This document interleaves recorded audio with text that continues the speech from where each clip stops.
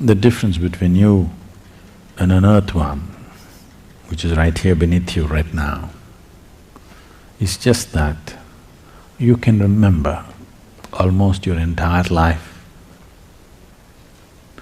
and using that information, you can project and create what you consider as future. What you and almost every human being is suffering is what is causing pain to them, what is their misery, what is their suffering is just this. These two fundamental faculties which set you apart from every other creature, these two faculties are of memory and imagination. So when you say something from the past comes and grabs me and I suffer, past is not suffering. You cannot suffer the past because it does not exist. Nobody can suffer that which does not exist. What you're suffering is your faculty of memory. What happened 10 years ago, you can suffer. What may happen day after tomorrow, you can already suffer. This does not mean that you're suffering an yesterday or a tomorrow, that's out of question. What you're suffering is your memory and your imagination. If we take away half your brain, I think you'll do quite fine. What you're asking for is an evolutionary downgrade. If I made you at least a monkey, if not an earthworm, you would be quite happy, kitch, kitch, kitch, kitch, kitch. Today you got the mango. Yesterday what happened? You're not bothered. So essentially you are asking for an evolutionary downgrade. Tell me how much we need to turn you back, accordingly that much of your brain will have remote. We have doctors in the ashram, you know. If we downgrade you in an evolutionary scale, you can't remember what happened yesterday, you have no bother about tomorrow, because you can't imagine what is tomorrow, maybe you will be quite peaceful and happy. But what's the point? You have definitely removed a problem, but you have removed all possibilities. That's a crime. Isn't it a crime? You took away all possibilities. That's a crime, isn't it? So, this is all human beings are suffering. They're suffering their memory, they're suffering their imagination, nothing else. You heard the ghost story? You must have. Yes. So don't fight with your own ghosts, because they're your ghosts, at least enjoy the horror movie. These all ghosts made up in your mind, at least learn to enjoy them. When you remember something melancholic, feel like a Shakespeare, that you're writing a tragic drama, enjoy it. We've enjoyed Shakespeare, haven't we? Not everything is good about it, nothing good happened to anybody there. Oh, Sadhguru, that was somebody else, I enjoyed it so much, this is me. That is my yoga, so that you don't know which is me and which is somebody else. Union means just that. You don't know which is me and which is somebody. Enjoy the ludicrousness of the mind. Enjoy. The mind go, oh my God, I give up. Enjoy. It still doesn't make any difference. You're only the awareness.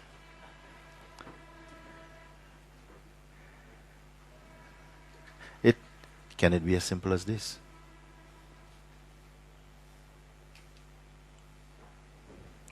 Could it possibly be as simple as this? Eh? Where are the books to write about this?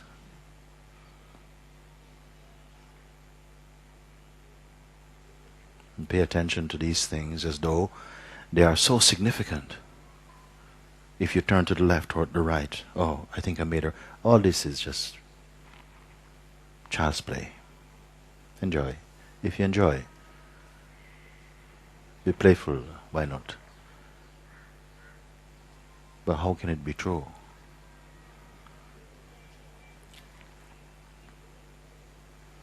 Suppose you could not retain anything in memory. Suppose you could not retain anything in memory. Everything has to be used up now. Nothing to keep in the fridge. Would anything trouble you? Because for most people, their life is memory. Our deep attachment is to memory,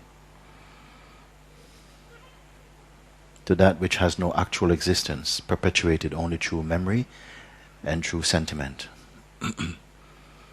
And this we cling to. Nothing's wrong with memory. Memory fine.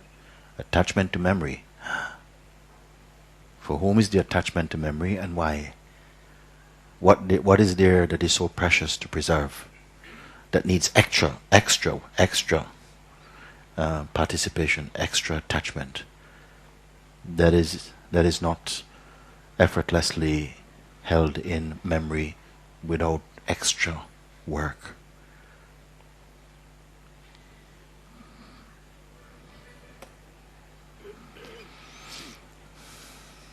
All this report, soon, I hope, very soon, you will laugh yourself into emptiness, from emptiness about it.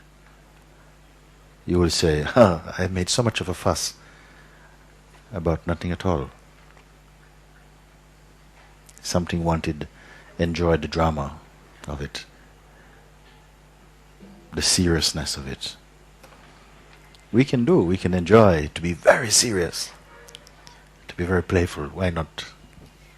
I think that's one of the things that I miss here now, because I'm not in my playfulness. I mean, maybe my playfulness was a different, something different that can't reside here. But I am.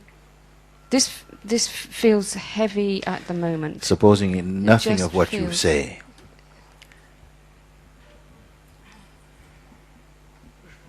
was permitted, everything was going to be thrown out.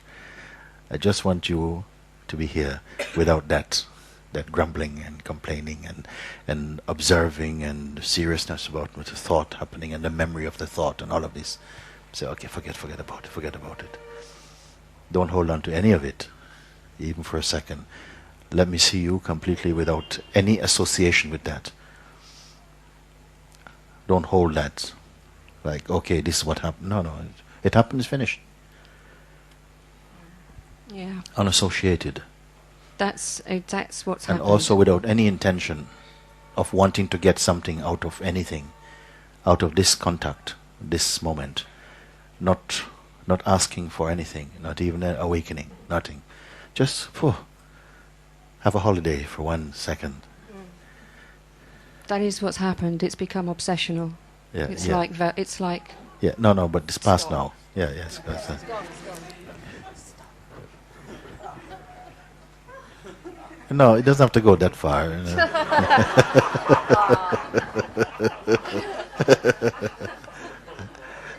Simply you leave it. You can do it, I know you can. Don't leave it everything. Withdraw your attention from everything.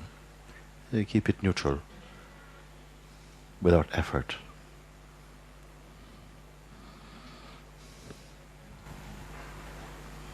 I'll stop.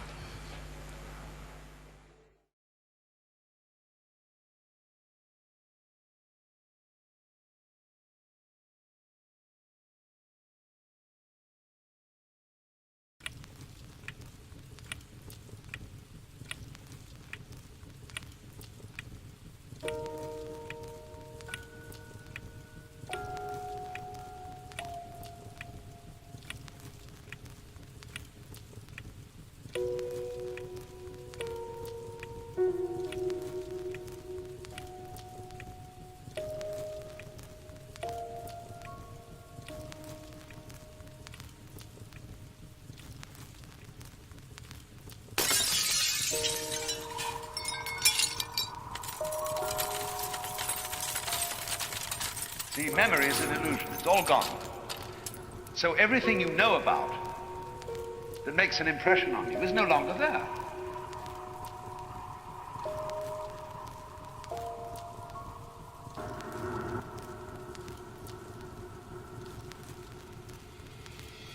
That memory has got you hooked. It holds you to the past, and it holds you to death.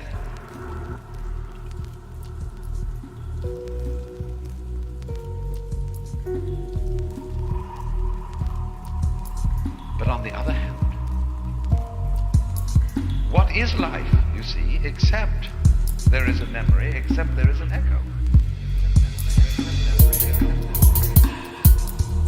So the course of time is really very much like the course of a ship in the ocean. It leaves behind it a wake.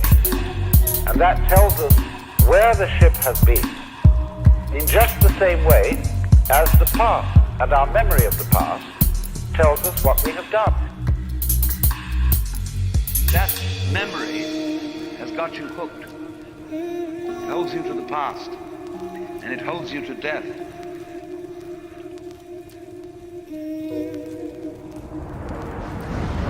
See, memory is an illusion. It's all gone. So everything you know about that makes an impression on you is no longer there.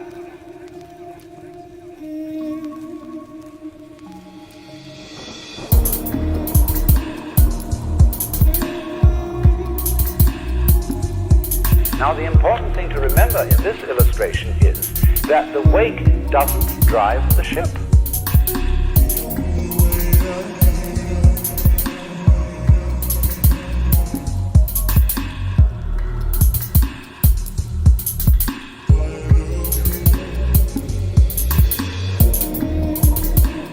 So you see, if you insist on being determined by the past, that's your game.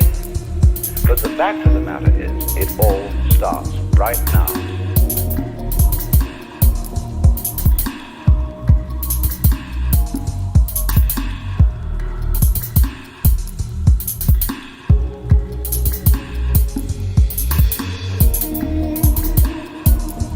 It involves, in other words, you're getting rid of the habit of thought whereby you define yourself as the result of what has gone before, and instead get into the more plausible and more reasonable habit of thought, in terms of which you don't define yourself in terms of what you've done before, but in terms of what you're doing now.